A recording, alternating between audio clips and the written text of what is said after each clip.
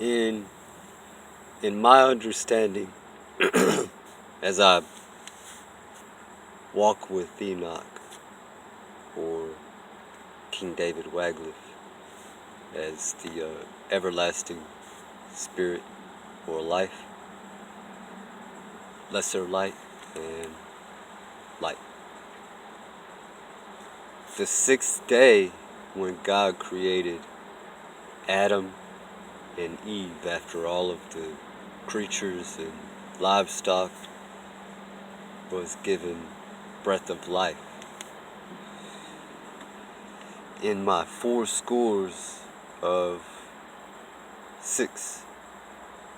or this is my 3 but I'm coming on the age of 40 soon.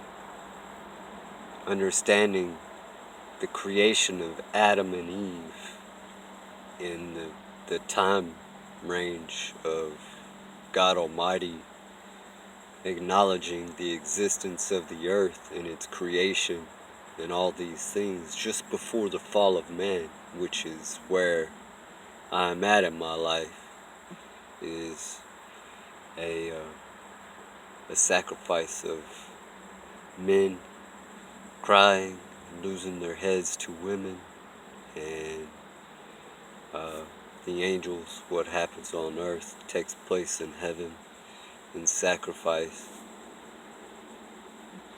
Stay away from women in these times, and vice versa. Strong men out there too. But understanding the intellectual book of life that the great architect lives out in humanity and must be lived out, especially in a Levi or Judah, as in a test for the throne.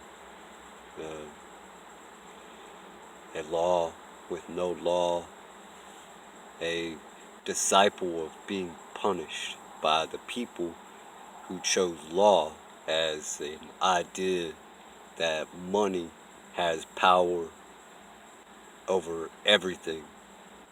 Like the very element of existence means nothing to nobody. That perishes when we die means everything, versus what is everlasting life has no meaning whatsoever.